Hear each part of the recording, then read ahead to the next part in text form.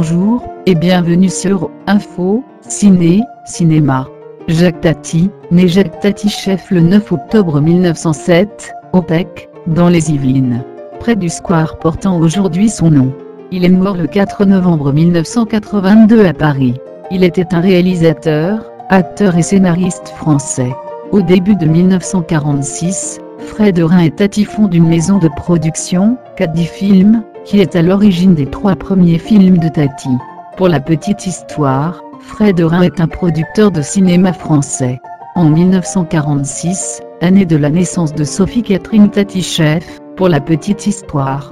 Sophie Tati Chef, une monteuse et réalisatrice française. Il réalise un court-métrage, qu'il intitule L'école des facteurs. Le réalisateur pressenti était René Clément, mais celui-ci étant alors occupé par son film La bataille du rail.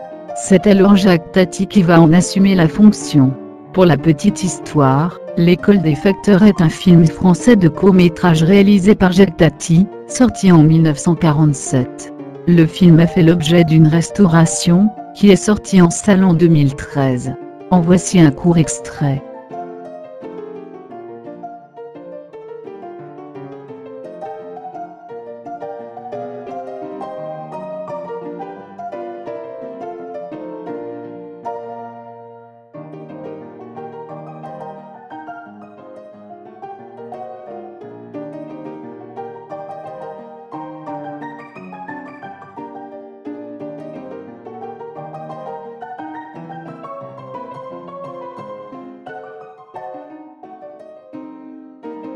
Son premier long métrage, Jour de fête, dans lequel sa femme joue un rôle, est tourné en 1947, achevé en 1948, mais ne sort en France que le 4 juillet 1949, en raison des réserves des distributeurs français. Le film, bien accueilli à Londres dès mars 1949, connaît finalement un grand succès public en France, même si les critiques sont généralement peu enthousiastes, et reçoit le Grand Prix du cinéma français en 1950. Ce devait être l'un des premiers longs métrages français en couleur, mais l'aspect expérimental du nouveau système couleur Thomson Color, et le coût élevé d'un tirage couleur, firent qu'il dut sortir en noir et blanc. Ce n'est qu'en 1995 qu'une copie couleur put être réalisée et présentée au public. Le film fut tourné notamment sur le territoire de la commune de Sainte-Sévère dans l'Indre, avec seulement 5 comédiens professionnels. Les autres acteurs étaient des habitants du village, où l'on peut voir aujourd'hui un site dédié au film. 1949 est aussi l'année de la naissance de Pierre-François Tati Chef, alias Pierre Tati. En voici un court extrait.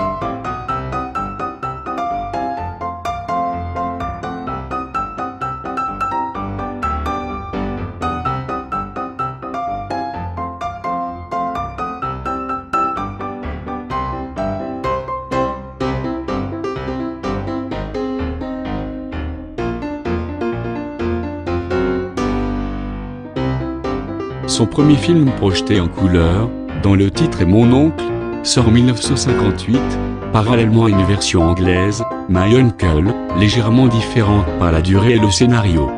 Il reçoit des distinctions importantes en France et à l'étranger, notamment l'Oscar du meilleur film étranger. Grâce à ces récompenses, la famille Tati s'installe à Saint-Germain-en-Laye. Mais, voici un court extrait du film.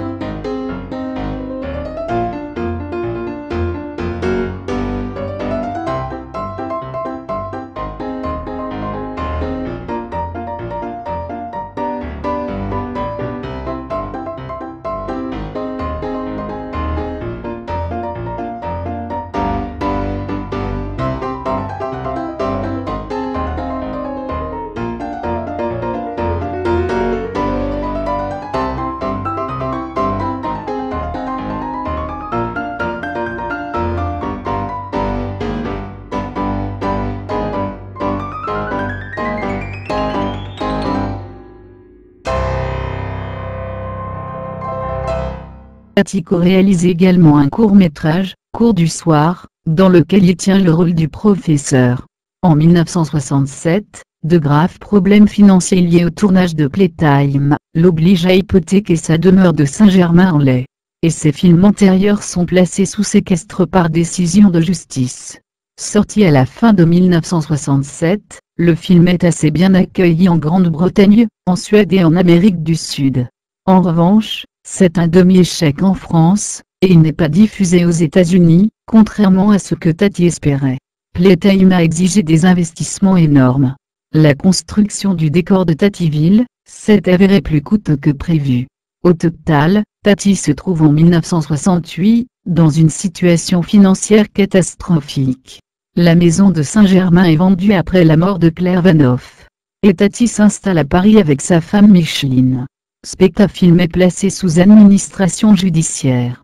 La conclusion sera, en 1974, la liquidation de la société, avec une vente aux enchères de tous les droits et films pour seulement un peu plus de 120 000 francs, soit environ 18 293 882 €.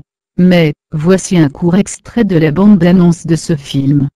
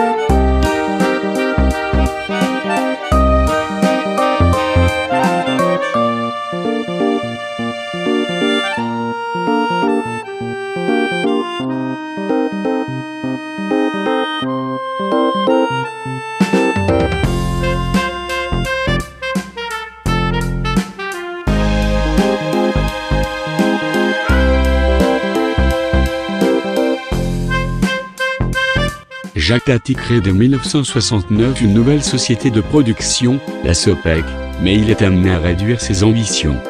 Le film Trafic, quoique projeté en salle en 1971, est au départ conçu pour être un téléfilm.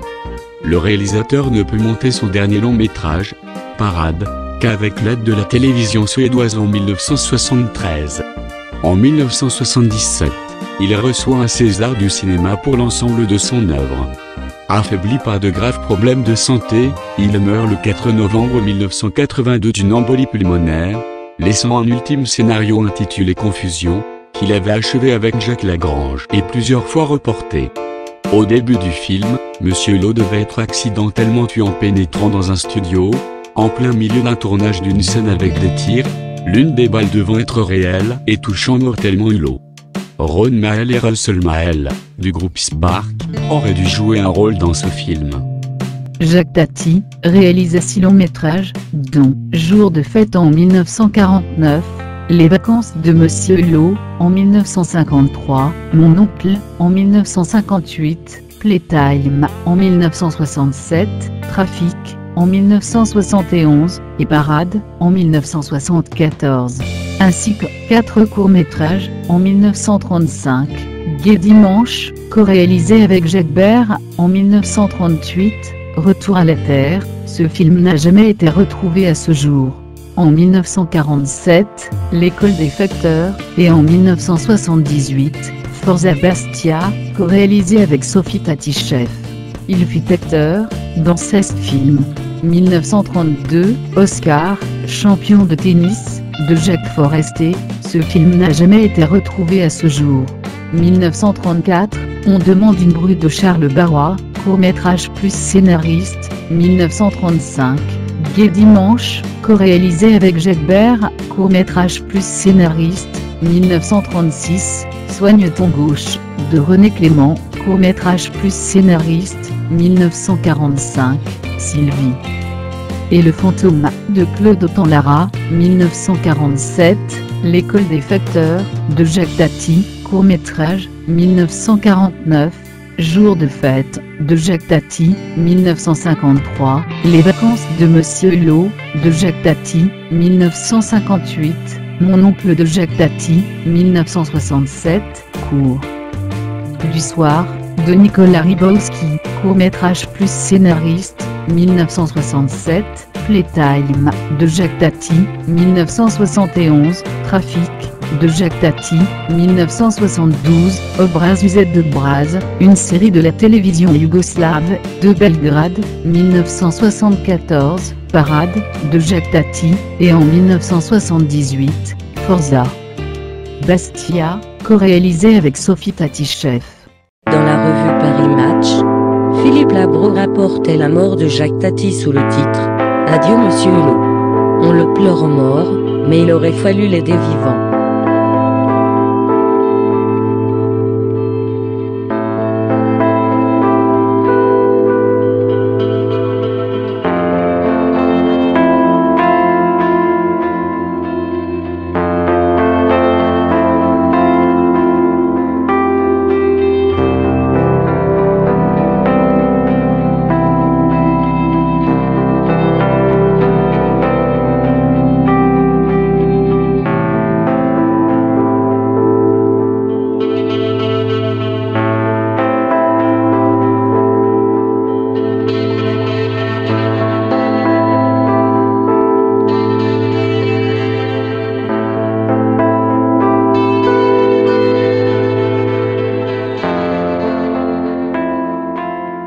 Votre carte de visite professionnelle sur une de nos vidéos, pourquoi pas?